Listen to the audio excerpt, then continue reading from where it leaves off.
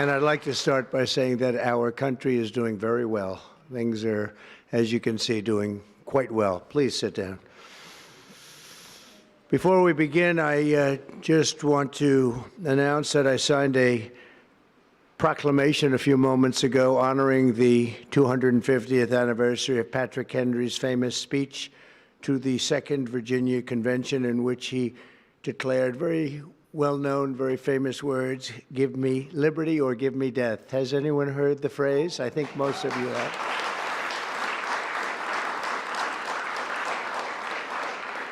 And moments ago, I also signed an executive order to dramatically increase production of critical minerals and rare earths. It's a big thing in this country, and as you know, we're also signing agreements in various locations to unlock rare earths and minerals and lots of other things all over the world, but in particular Ukraine. We're doing very well with regard to Ukraine and Russia. And one of the things we are doing is signing a deal very shortly with respect to rare earths with Ukraine, which they have tremendous value in rare earth, and we appreciate that. And we spoke yesterday with, as you know, President Putin and President Zelensky, and we would love to see that come to an end, and I think we're doing pretty well in that regard. So hopefully we could save thousands of people a week from dying. That's what it's all about. They're dying so unnecessarily, and I believe we'll get it done. We'll see what happens, but I believe we'll get it done. Today we take a very historic action that was 45 years in the making. In a few moments, I will sign an executive order to begin eliminating the Federal Department of Education once and for all.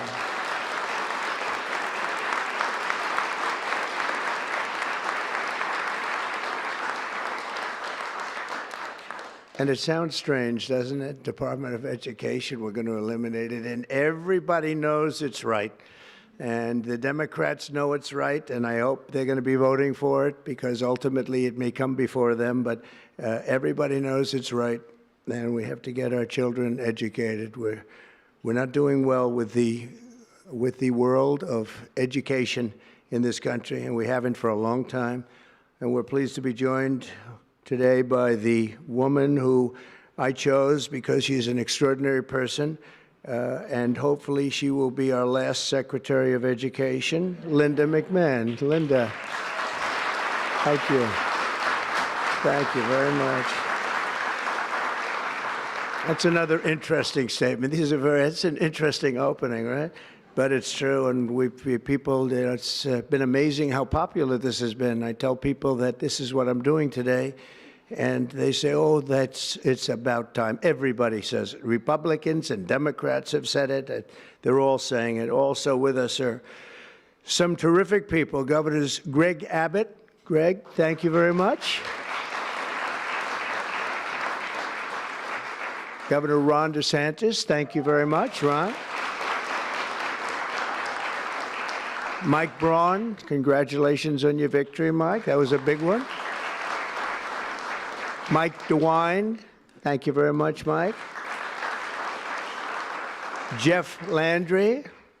Jeff, thank you very much, Jeff. Bill Lee, thank you. Governors, all governors. Brad Little. Brad, thank you very much. Where are you, Brad? Hi, Brad. Jim Pilan, thank you very much, Jim. And Kim Reynolds. These are all people very interested in education.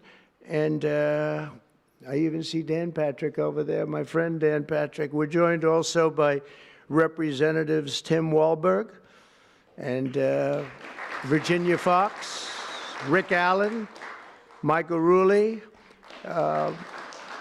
and again, Dan Patrick. Thank you very much, Dan. You've been a great friend of ours.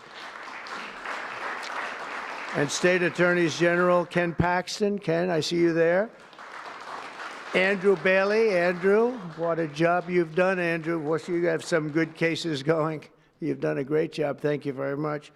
And co-founder of Moms for Liberty, Tiffany Justice. She's been a hard worker. Thank you. Thank you, thank you, Tiffany. When President Carter created the Federal Education Department in 1979, It was opposed by members of his own cabinet, as well as the American Federation of Teachers, the New York Times editorial board, and the famed Democrat Senator Daniel Patrick Moynihan. History has proven them right, absolutely right. After 45 years, the United States spends more money on education by far than any other country, and spends likewise by far more money per pupil than any country, and it's not even close. But yet, we rank near the bottom of the list in terms of success. It's an amazing stat. Those are two stats you don't want. The most money spent per pupil, and you're at the bottom of the list. And that's where we are, like it or not, and we've been there for a long time. 70% of 8th graders are not proficient in either reading or in math, 70%. 40% of 4th graders lack even basic reading skills, can't read.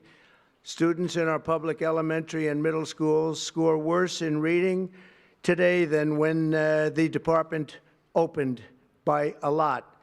In Baltimore, 40% of the high schools have 0 students who can do basic mathematics. Not even the very simplest of mathematics. I said, give me your definition of basic, and they're talking about like adding a few numbers together. Despite these breathtaking failures, the department's discretionary budget has exploded by 600% in a very short period of time, and it employs bureaucrats in buildings all over Washington, D.C. And as a former real estate person, I will tell you, I ride through the streets of Washington, and it says Department of Education, Department of Education. I said, how do you fill those buildings? It's crazy what's happened over the years. I'm pleased to report that after offering these federal employees 2 generous buyout options, and they were very generous, and they're good people, but they were very generous. My administration has initiated a reduction in force, and we're already cutting numbers that were really surprising to a lot, that we were able to do it so successfully. And we've cut the number of bureaucrats in half. 50% have taken office, which is great. Thank you. Under the action I'm taking today, a small handful of Democrats and others that we have employed for a long time, and there are some Republicans, but not too many, I have to be honest with you. But the department's useful functions, and such as, and they're in charge of them, Pell Grants, Title I funding, resources for children with disabilities and special needs will be preserved, fully preserved. They're all going to be so. If you look at the Pell Grants, it's supposed to be a very good program, Title I funding and resources for children with special disabilities and special needs. They're going to be preserved in full and redistributed to various other agencies and departments that will take very good care of them. And that's very important to Linda, I know, and it's very important to all of us. But beyond these core necessities, my administration will take all lawful steps to shut down the department. We're going to shut it down, and shut it down as quickly as possible. It's doing us no good. We want to return our students to the states where just some of the governors here are so happy about this. They want education to come back to them, to come back to the states, and they're going to do a phenomenal job. You know, if you look, Denmark, Norway, Sweden, I have to tell you, I give them a lot of credit. China's top 10. And so we can't now say that bigness is making it impossible to educate, because China is very big. But you have countries that do a very good job in education. And I really believe, like some of the governors here today, from states that run very, very well, including a big state like Texas, but states that run very well are going to have education that will be as good as Norway, Denmark, Sweden, and those top, Finland, those top countries that do so well with education. I think they'll do every bit as well. And what do you think about that, Governor? Do you agree? Huh? I think so. Ron, do you agree? I think so. Florida? Iowa? That's right. I really believe that. They'll be as good as any of them. And then you'll have some laggards, and we'll work with them. And we can all tell you who the laggards will be right now, probably, but let's not get into that. But we'll work with them, and we're going to make them, they'll do a job. I think they'll do a job, and they'll go to sections of the state. For instance, New York, You'll have a Manhattan, and you'll have a Suffolk County, and you'll have Nassau County, and you'll have Westchester County. You'll do 4 or 5 or 6 of them. You have upstate New York, and those counties, I think, are going to do very well. And I think ultimately Manhattan should do very well. But we'll break it down into sections, and I think it'll be really, really good. And they're going to be probably the tougher ones, but I think they have a chance to do really well. But we're going to be returning education very simply back to the states where it belongs, and this is a very popular thing to do, but much more importantly, it's a common sense thing to do, and it's going to work. Absolutely, it's going to work. And I can tell you from dealing with the governors and others in the state, they want it so badly. They want to take their children back and really teach their children individually. Probably the cost will be half, and the education will be maybe many, many times better. So we look forward to this. I want to just make one little personal statement. Teachers, to me, are among the most important people in this country, and we're going to take care of our teachers. And I don't care if they're in the union or not in the union. That doesn't matter.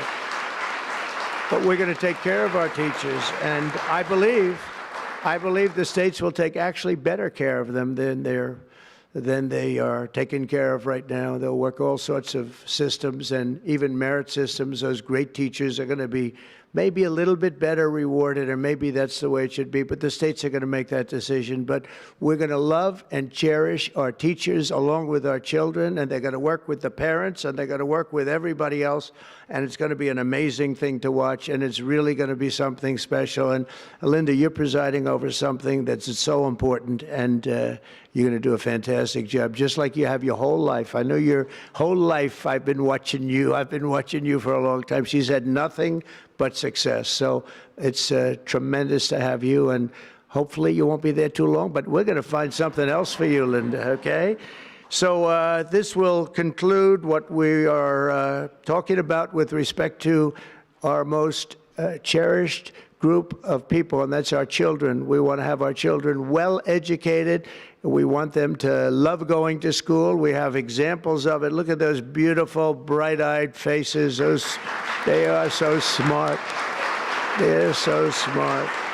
And with that, I'm going to come down, and we're going to sign a very important document, and we're going to be on our way. People have wanted to do this for many, many years, for many, many decades. And I don't know, no president ever got around to doing it, but I'm getting around to doing it, so thank you very much.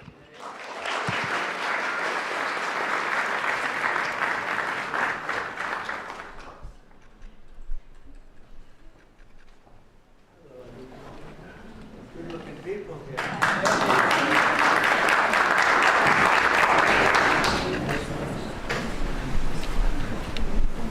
Should I do this? It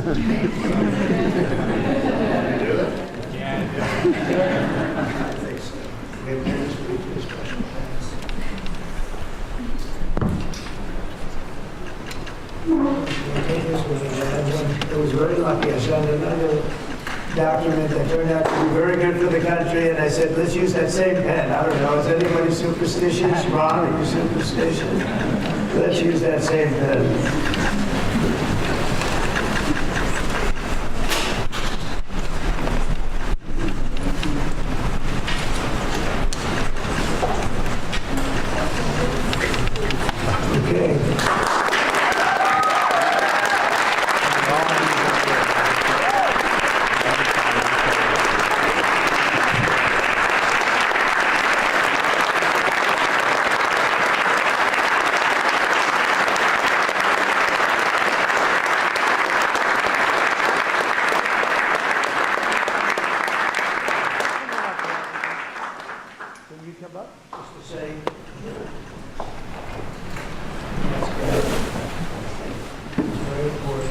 Big factory here. Good luck.